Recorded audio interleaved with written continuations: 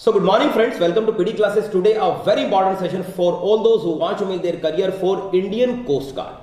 दोस्तों ये एक मल्टी मिशन ऑर्गेनाइजेशन है जो डिफरेंट टाइप ऑफ वर्क्स करते हैं, देश की सेवा करते हैं। इस पोस्ट के लिए हम जो आपको इंटरव्यू बनाकर दे रहे हैं वो एक मॉक सेशन है। उम्मीद है हमारे दोनों चैनल पीडी क्लास और इंटरव्यू गाइड से आप body language, personality development, spoken English और इंटरव्यूज की तैयारी कर रहे हैं। तो मैं वेलकम करता हूं रितु को। सबसे पहले रितु, सबसे पहले मैं जानना चाहूंगा कि कोस्ट गार्ड, इससे आप क्या समझते हैं, क्या बता सकते हैं, इसका वर्क प्रोफाइल आप इसके बारे में हमें कंप्लीट बताइए पहले। Yes sir. चलिए सर, इंडियन कोस्ट गार्ड इसे आईसीजी भी कहते हैं। ओके। और सर ये रक्षा मंत्रालय के अधीन कार्य करता है। राइट। ये जो तट होते हैं, समुद्री तट, उसकी चौकसी करता है, उसकी रक्षा करता है। बिल्कुल। और जो समुद्री संकट के समय ये सहायता प्रदान करता है। राइट। और इसके अलावा ये समुद्र में होने वाले प्रदूषण को भी रोकता है, पर्यावरण का संरक्षण करता है, मछुआरों की भी मदद करता है। और ये सर समुद्र के द्वारा होने वाली स्मगलिंग को भी रोकता है। और इसकी जानकारी कस्टम विभाग को देता है। और इसके अलावा समुद्री तट रक्षक जो होते हैं वो समुद्र से साइंटिफिक डाटा भी इकट्ठा करते हैं। और आइलैंड की जो कृत्रिम आइलैंड जो होते हैं, हाँ जी सर, उसकी ये सुरक्षा भी करते हैं। बहुत बढ़िया प्रोफाइल बताया आपने हमें। अच्छा, मुझे ये बताइए कि कोस्ट गार्ड आप क्यों बनना चाहते हैं? What is the reason? Sir क्योंकि मुझे इसमें इंटरेस्ट है सर। और मुझे एडवेंचरस काम करना बहुत अच्छा लगता है सर। और अगर मैं अपने इंटरेस्ट को भी मतलब प्रोफेशनल ले आए तो यस सर, तो और अपना योगदान देश की सेवा में दे सकूं।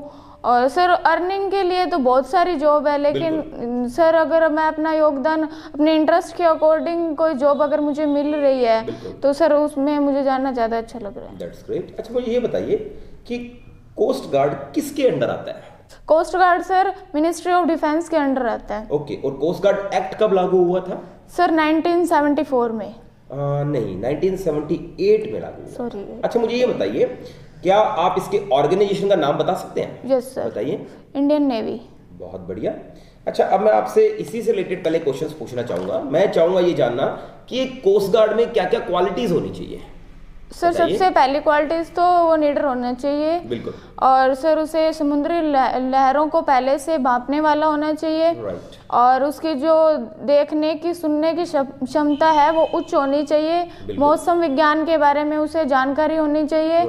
और जो समुद्र का पानी है उसमें जो प्रदूषण होता है उसको रोकने के उपाय उसको आने चाहिए। और समुद्री संकटों से बचने का उपाय उसे आने चाहिए सर। ओके, बहुत अच्छा बताया आपने।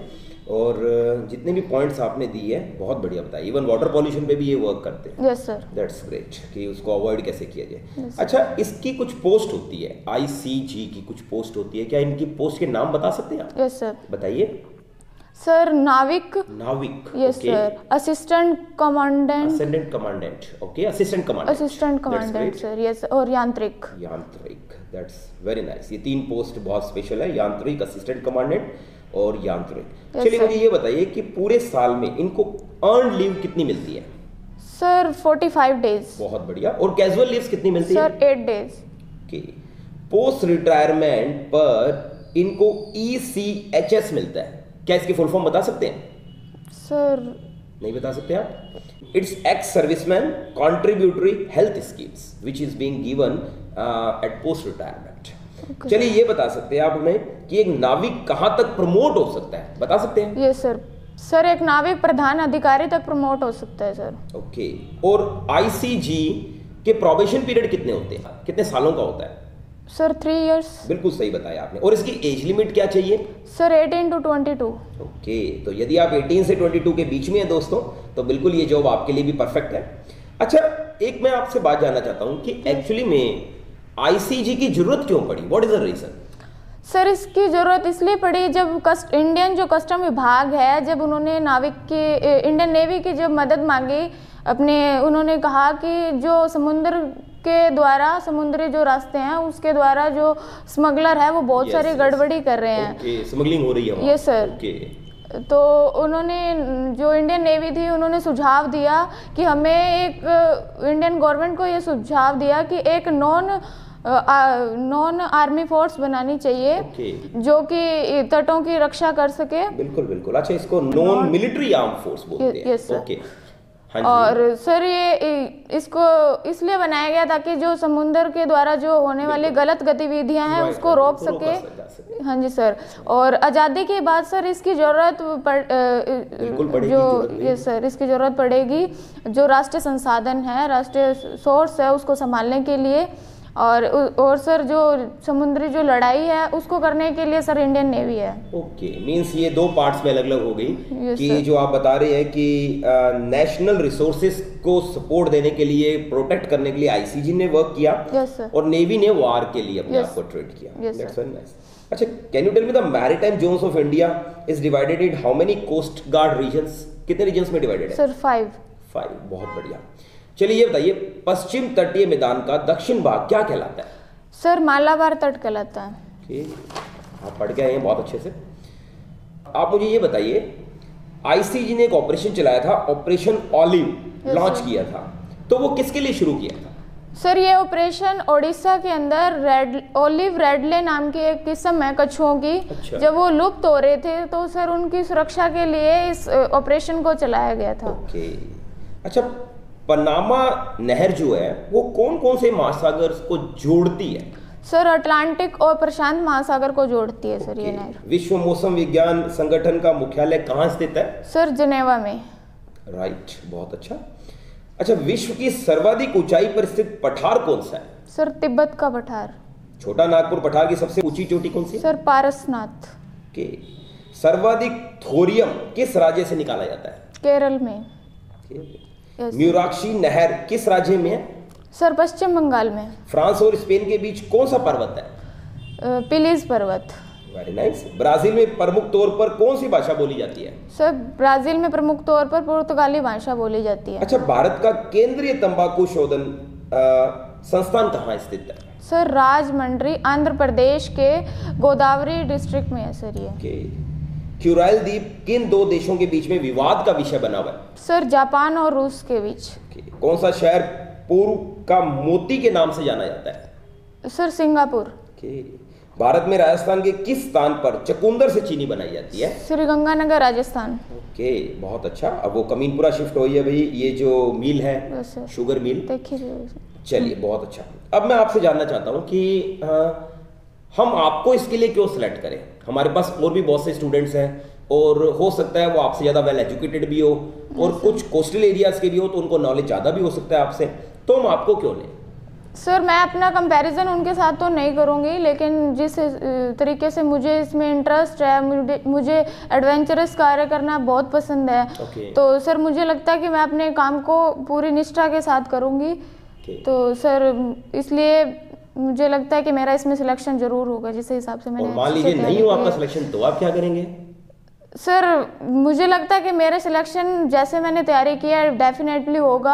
अगर दुर्भाग्यवश नहीं हुआ तो सर मैं सबसे पहले अपनी वीकनेस जानने की कोशिश करूंगी, फिर इसे इम्प्रूव करूंगी और सर फिर से प्रयास करूंगी। अच्छा, आप अपने आइडियल किसे मानते हैं? सर मैं अपने आइडियल अपनी मदर को मानती हूँ। सर ऐसा क्यों?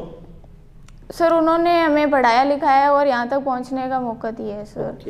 मतलब she is very, I should say very courageous lady, जिन्होंने आपको बहुत मेहनत से, बहुत अपने बलबूते पर बहुत आगे बढ़ाया। Yes sir. अच्छा, मुझे ये बताइए आप कि आपकी स्ट्रेंथ और वीकनेस क्या है? मीन्स आपकी शक्तियाँ, आपको लगता है ये चीज़ मेरे अंदर बहुत अच्छी है, जिसे हम स्ट्रॉन्ग पॉइंट्स बोल सकते हैं, और कमजोरी क्या है आपकी, दोनों बताइए हमें।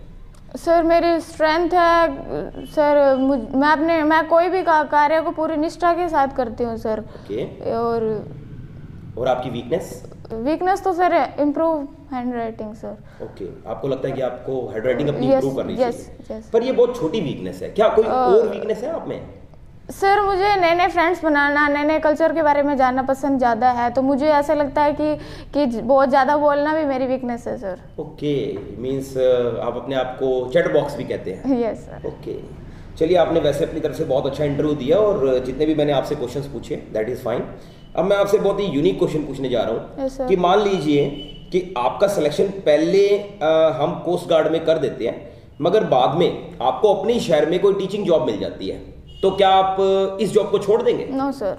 क्यों? वो तो आपके शहर में मिल रही है आपको, यहाँ तो आपको जगह बदलनी पड़ेगी, रहना पड़ेगा, बाहर आना पड़ेगा। आपको नहीं लगता ये आपके लिए हार्ड होगा? सर मुझे नहीं लगता ये मेरे लिए हार्ड होगा, क्योंकि अगर हार्ड होता तो सर मैं पहले भी नहीं जाती ये जॉब करने के लिए। Okay. Yes sir, I am adjustable girl. Oh, you are adjustable, versatile personality. Yes sir, according to my name. पर गर्ल्स मोस्टली प्रेफर कि हमें टीचिंग जॉब मिल जाए, बैंकिंग जॉब मिल जाए, हम एडवेंचरस कम पसंद करते हैं। पर मैंने आपको देखा है कि आप बहुत एडवेंचरस गर्ल हैं। तो आप इंडिया के किन किन कॉर्नर्स में घूमे हैं, कहाँ कहाँ घूमे हैं आप? सर मैं दिल्ली में घूमी हूँ। ओके। और सर पंजाब, अमृतसर। ओके। और सर राजस्थान। ओके। बस सर। ओके, इन प्लेसेस पे आप ऑलरेडी गए हुए हैं। Yes sir. पर आपने कोई कोस्टल एरिया नहीं बताया अभी तक, तो कोस्टल लाइफ आप जी लेंगे? Yes sir. ओके। आप अपने आप को वहाँ एडजस्ट कैसे करेंगे, मैनेज कैसे करेंगे? सर अगर वहाँ पे कोई पीजी हुआ तो मैं पीजी में पर रह मान लूंगी। लीजिए पीजी नहीं मिल रहा है तो क्या करेंगे? सर फिर मैं कोई किराए पे रूम लेके रह लूंगी सर। आप रह लेंगे अपने आप किराए पे रूम लेकर, अकेले रह सकते हैं आप? Yes sir. और व्हाट अबाउट फूड? आपको फूड भी, ये मान लीजिए कि आप वेजिटेरियन है या नॉन वेजिटेरियन है? सर मैं वेजिटेरियन हूँ। आप वेजिटेरियन है, तो मान लीजिए आपको कोस्टल एरिया पे सिर्फ नॉन वेजिटेरियंस ज्यादा मिल रहा है, तो आप क्या करेंगे? सर कुकिंग मेरी हॉबी है, और अगर नॉन वेजिटेरियन मिल रहा है तो सर मैं बना के भी खा सकती हूँ सर। क्या non vegetarian? No sir, vegetarian खाना बना के खा सकती हूँ सर। चलिए भाई ठीक है, हम उम्मीद करते हैं आप बिल्कुल, since it's a mock session दोस्तों, तो just for you people practice, आप लोगों के नॉलेज के लिए ये एक वीडियो बनाया गया है। उम्मीद है ये वीडियो आपको अच्छा लगेगा। Proud of you, really keep it up, blessings to you. Thank you sir. Nice.